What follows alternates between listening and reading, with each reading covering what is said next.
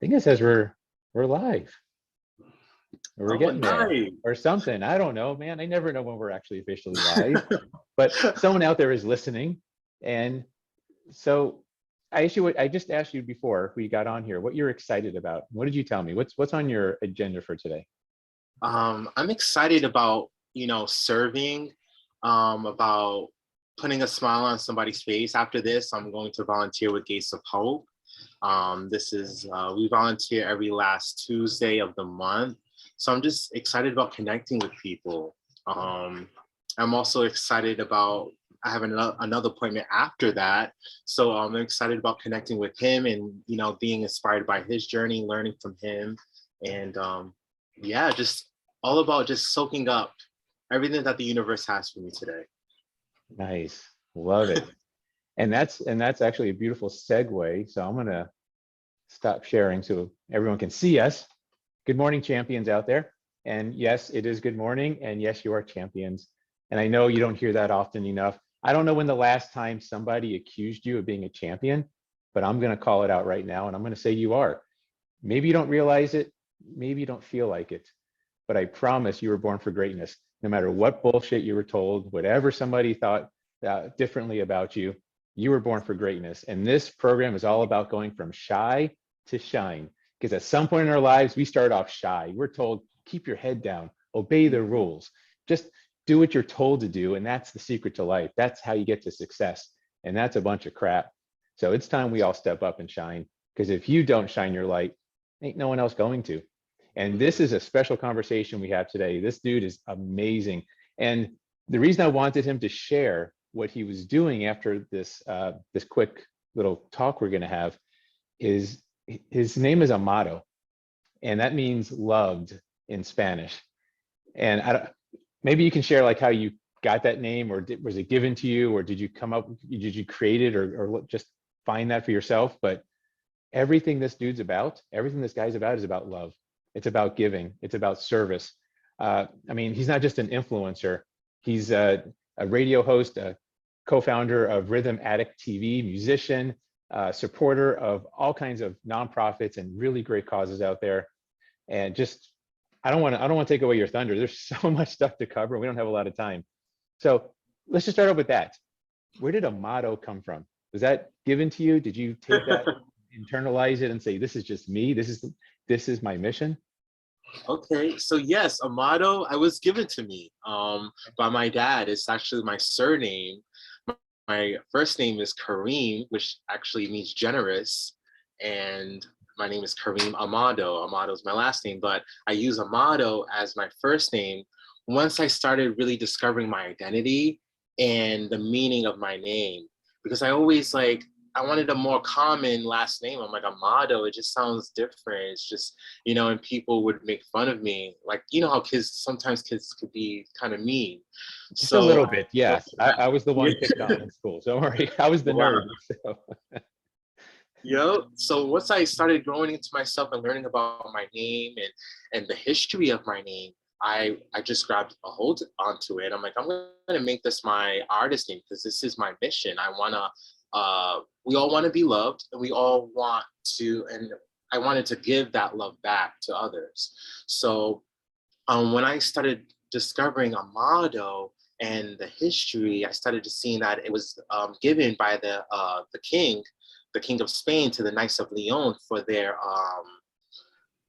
basically for their what is it? They were just so for their honor. Okay. Basically, they were honorable to the king, and he says, El Amado, my beloved. So I'm in a lineage of knights that were, honorable to the king, that, gave up their lives for their service. So, and that is my mission, to give my life for service, to be of service to others. I love that, man. That is, and there's a secret there. And I've been talking about this with a client of mine, that our self-worth often comes from how we service others. So in other words, if you want to feel better about yourself, find a way to add value to someone else. Find a way to give, and that will actually raise your self-worth. So I love that you said that. That it just makes so much sense. Yeah, it does. Cool. So your mission is to be of service to others, essentially. Your mission is to be loved and to love, right? To just complete that circle. How do you do that? If there's, and I'm sure everyone says this all the time, but like in this day of age when everyone is so divided and there's so much anger, stress, hate going on, how do you stay true to that mission? How do you stay true to that course? What do you do personally to keep yourself in alignment with your true mission? Wow, that's really good. I really careful of what I watch and what I intake into like my eyes, my ears, what I listen to. I try to always start my day with a devotion. Ooh. I try to start my day with meditation. That I don't take for granted. Those little quiet times that I have, because our days could be just so busy and like so many things on our to-do list.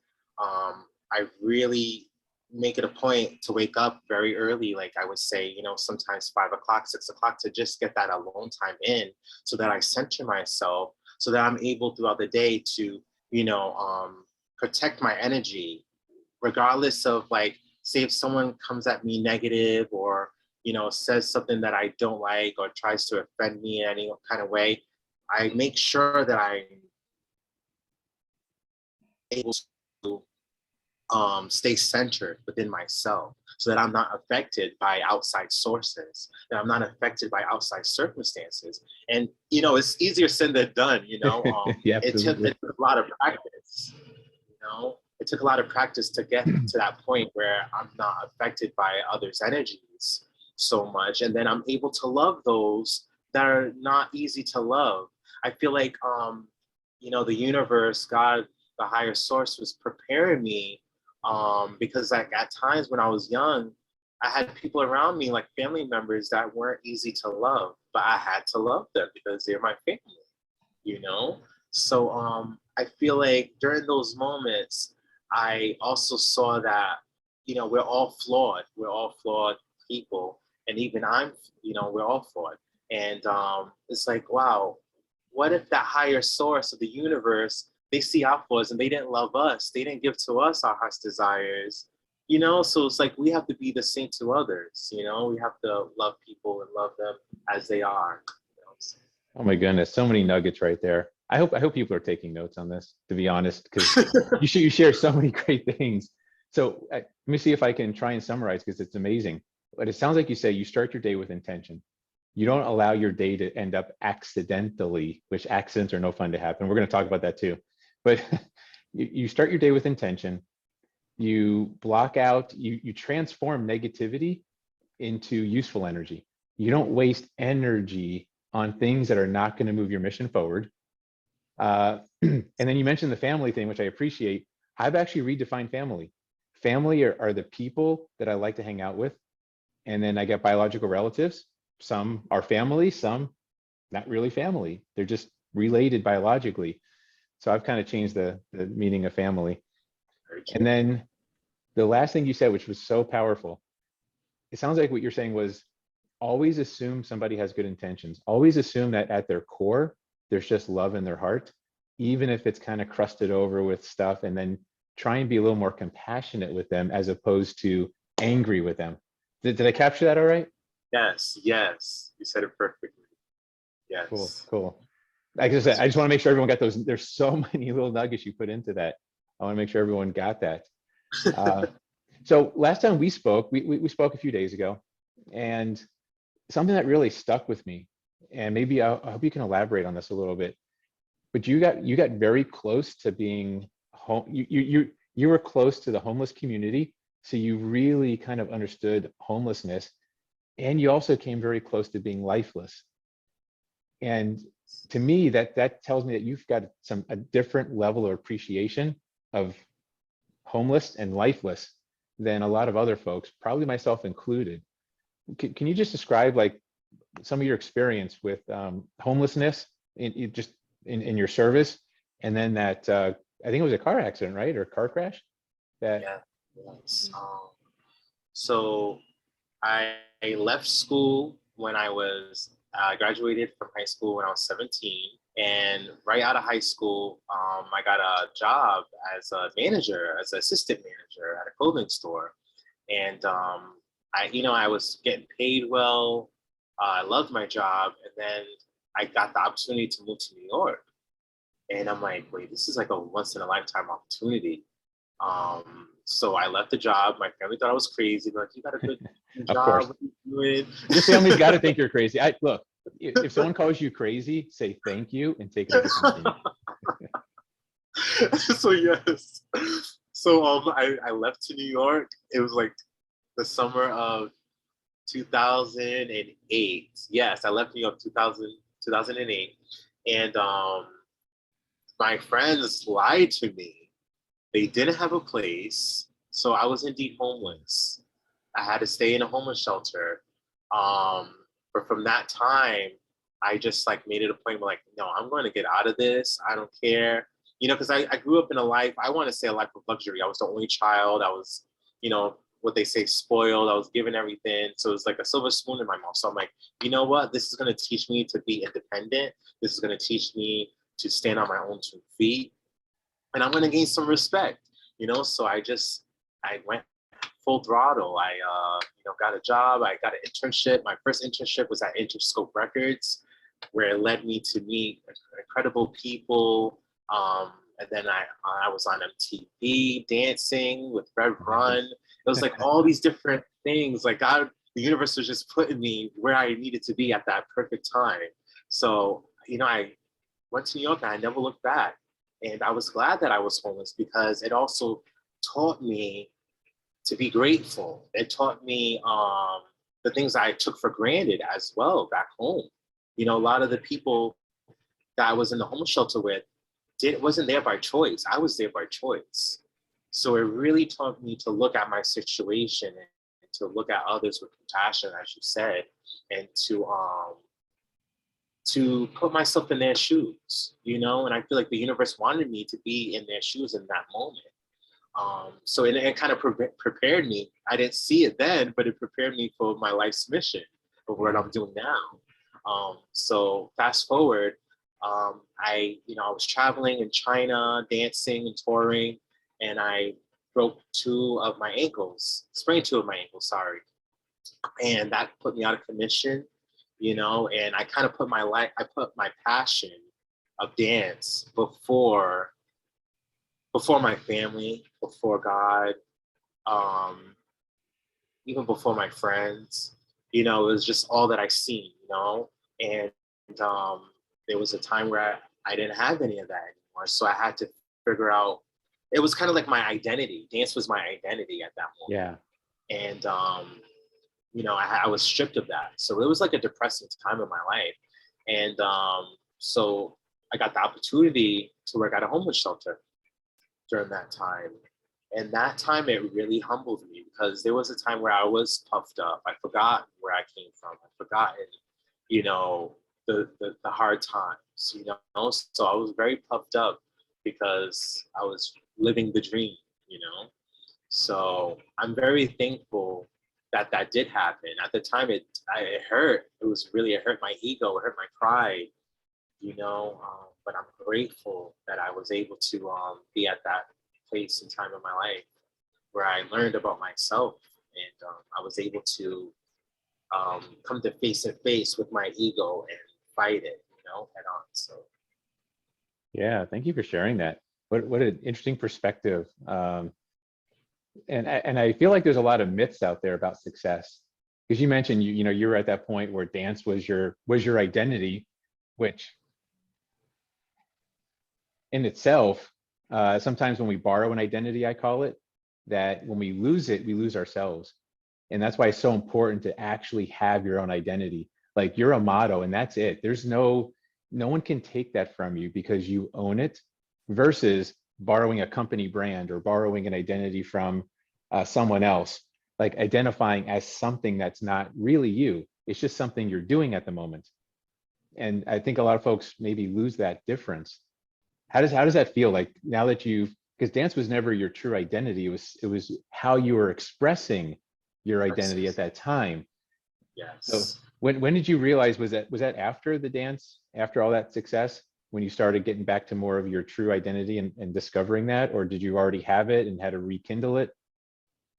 No, I didn't have it. It was Okay. literally after I was stripped of, like pursuing that passion. I was stripped of it. So that's when I was able to be still, because I was like always moving, always doing the next gig or the next opportunity, or competing, with others too. And it was just like I got kind of lost in a way.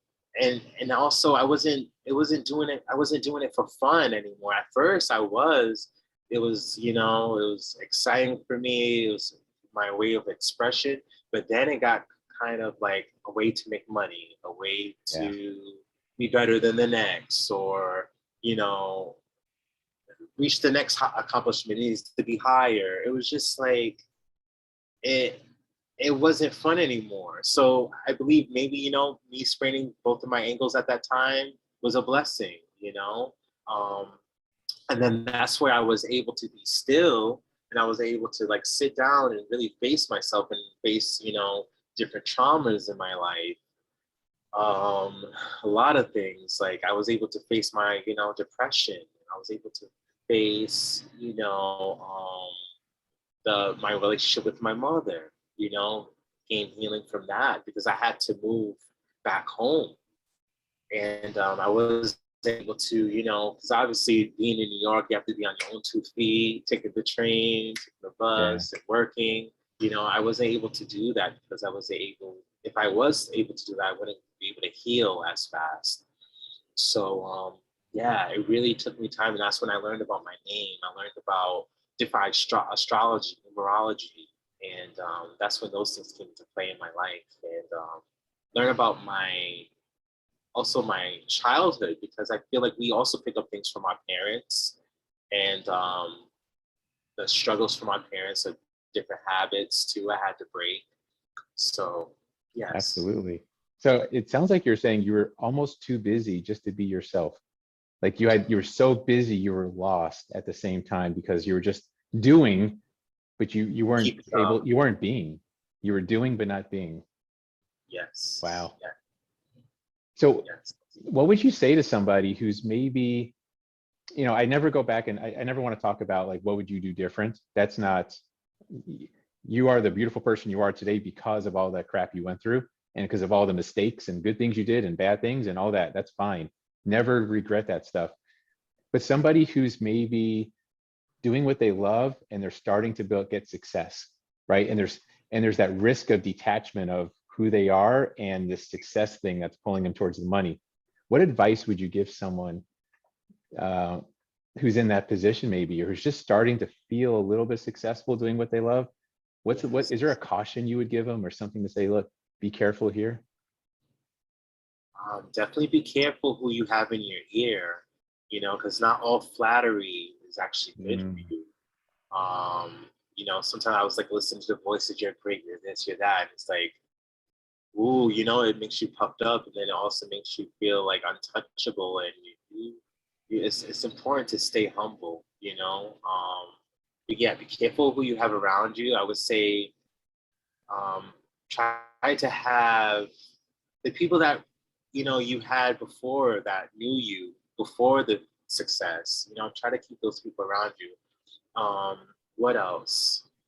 A good support system. Mentors that have reached that height, but also have had lows, that have been where you're at. It's important to have those mentors there because they can keep you grounded. You know, I'm grateful for Charles Perry. I'd just like to put that out. He's one of the great mentors that I had in my path. He's been on Broadway. He's been on the first Dreamgirls, and I thank God for him. So yes, mentors, staying grounded by true friends, true friends. Um, and what else? And whatever your faith is, you know, um, being grounded in that, keeping up with having the right sources that you're gaining wisdom from, whether it be books, motivational speakers, affirmations, like staying hold to those things, keeping those things by your side, because you can get lost. You really can, in today's world. And like looking at someone else, comparing yourself to, we do that a lot with social Yeah. media, Oh comparing, my. people's lives, and having to feel like you need to be better than, or having to one up. It's like we're all on our life's journey. We're all on our own path, so we should never compare, never contrast our lives to others. And being happy for other people's success, because Yes. your success is going to come. Yes. Clap for others as you would have them clap unto you. I firmly, firmly believe that. And you're right about the comparison, especially on social media, that's not even a fair comparison, because you're only seeing the top like 2% of their life, the best 2%. The other 98% of their struggles and the crap they got to go through, you don't get to see that. So you're not even making a fair comparison. You're driving yourself crazy because you're comparing yourself against your 100% versus somebody's 2% best. It's not Yeah. it's not fair. It's almost cruel to do that to yourself, isn't it? Like, Yes. so it sounds like what you're saying for a person in that position where they're just starting to feel that success is maybe stay true to that mission. Maybe have that identity to start with and leave, and that's your guiding light. So your associations, your mentor, all these folks help you stay true to that mission, so that when success, and we're not success, but when money and fame and ego tries to pull you off the path, you can stay on the path with the help of your friends, with the help of your true friends. Yes. That's gold right there, man. It's like I need an umbrella. It's like raining nuggets here. Like, it's awesome. Because we need each other, That's one thing I learned, because I was like trying to do things in my own strength, on my own, because I'm like, oh, I want to say I did it. But Yes. it's like, no. Yes. It was like, no, we need the help of others. We need others to pull from and to, help us trot along, So yes. Yeah, there's no such thing as a self-made millionaire. There is no such thing. And the first people that will tell you that are millionaires. They'll be the first one to be honest and say, no, I didn't do it by myself. I had this person help me, this relationship, this business deal happened to go the right way. That's how this person found me. I busted. Yeah, I did a lot of effort. I took a lot of action, but I had a lot of help too. And that's powerful. So let's talk about, in the few minutes we have left, let's talk about the future. I want to talk about like your vision. Have you paint a vision of the world as, let's say, when you complete your mission, not complete it, but when it's advanced or far enough along, what does the world look like at that point in your ideal world? What do you want to see out there or not see? So what do you want to get rid of, eradicate, or what do you want to see instilled in people or in the world? Paint that picture for us, because I love that. I love just share a little bit if you can. My ideal world of my Yeah. imagination. Wow, that's powerful. Yeah. So you complete your mission. Let's say you're fulfilled your mission of being of ultimate service to the world, of being loved and loving. What is the world like at that point? What does it feel like, look like, sound like, smell like, taste like? I just see bright colors, people with smiles, people that are actually fulfilling their heart's desires, people that are loving on each other.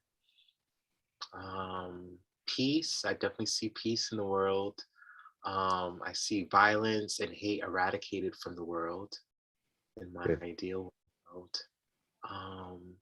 I see kids growing in full stature, healthy.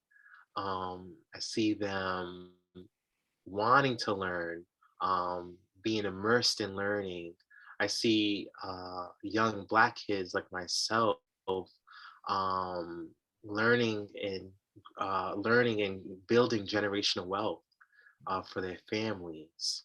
I see them not dependent on government's assistance. I see my nonprofit organization just flourishing and being built in different states. Yes, I'm just putting that out there. Good.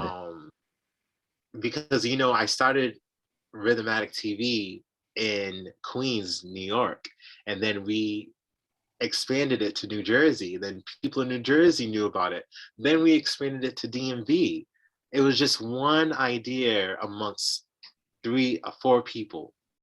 And, it's just like, it's just so crazy because one idea could just expand, Take a life of its own, right? Your take idea. life of its own. Yeah. Yes, and create a community for others, for others to live in, for others to be exposed to, for others to share their dreams and their passions and their talents. So that's what I want to create. I want to create a safe space for others to feel safe, for others to feel loved, for others to feel that they belong. And a way for them to create, a way for them to share their passions with the world. Because a lot of kids, they don't have direction and they don't have, guidance or know how to do things. And it's like they think, oh, you're so lucky. No, it's not luck. You have it within you too. The greatness is within you too. So sometimes we just need that person to tell us that there's greatness within you too. And that was like the last excerpt of my poem. I read a poem at the end of September, and it says, let me read it actually. Yeah, please. Let's see if I can pull it up. I agree with you. We need people to pour belief into us sometimes, right? Kind of fill our cup. We have it when we're born, but somehow it gets jostled around and all the stuff, all our belief in our cup gets emptied and replaced with other people's beliefs, which are not really serving us. So I love that. Sometimes we need people to pour positive belief, help us refill our cup. That's right. And I found the poem. The poem is called I Am Free to Be Me. And the last part of it says, I shall be all that I was meant to be. There's no need to compete, for God has revealed to me that there's greatness inside of me. And that greatness will set me free from all misery. Just be as you are, not who they want you to be. But there's greatness inside of you, but you must believe, for this truth will set you free. Nice. Love it. Man, I want to live in your society. Can I join your society? That's great. Oh, no. That was a wonderful picture. That felt so great. Maybe we can join our societies together. Mine is one of personal free trade. I want everybody to kind of do what they do best and share. And then scarcity goes away, and then it's pretty much right in alignment with your vision of the future. So we're in alignment, man. 100%. We are. So look, thank you so much. I got to get, unfortunately we're out of time, but maybe we could do this again and go a little deeper into certain topics, because I still feel like you're a wealth of experience and wisdom. Yeah, I know you say you're 33 or something like that. I don't care how many times someone's been around the sun. That's never been important to me. It's more about the experience and their intentions and their mission. That's what fascinates me, because that's what makes people unique. Everyone's got their unique portion of that. Any final words you want to share before we say bye to everybody? Final thoughts? I want to say, use, that's a good one. Allow your inner man and the imagination, the vision that you have to transcend your environment. Use that, because I feel like that was like the basis of this. Go inwardly. Take time for yourself to just go inwardly and discover what you want out of life, your heart's desires, your passions, because we only have one life to live. So it's like, might as well just sacrifice and risk it all, and transcend your environment, because your gift, your passion is not just for you, it's all for a bigger purpose. It's bigger than us. It's bigger than Josh. It's bigger than me. Absolutely. It's for a bigger purpose. So I want to just leave you with that. I love that. How do people find you if they want to talk with you more or share in your mission or your genius? How do they find you? What's the best way? You can find me on Instagram, Amadeus, Amaredeus. So yes, another thing, Amado is a derivation of Amadeus, and Amadeus means Amar, to love, and do God. So that's my Instagram name. You could also find me on Facebook.com/Amado Mio with 2 I's, MIIO. And that's my fan page. You can connect with me there. Then also subscribe to Rhythmatic TV on YouTube. And what else? And LinkedIn. My LinkedIn page is /Amado Mio 888. Nice. You're everywhere. That's great. gotta get this message out, man. This is awesome. So thank you so much again. And thank you to everyone out there for sharing some time with us. And remember, the whole point here is how do you go from shy to shine? Because whether you're a person just out there at a job or you're in business especially, shy equals broke. Less shy equals less broke. When I say broke, I'm not talking about money even. I'm talking about the derivative being broken. When you're shy, it's a form of being broken. No more being broke, no more breaking down. It's time to shine because you got it. You got it, but you got to let it out. You got to fricking take a stand. You got to let it out. So I'm just so happy. Thank you so much, Amado, for sharing time and wisdom and nuggets. And everyone have an absolutely fantastic day. Please keep shining on. Take care. Bye.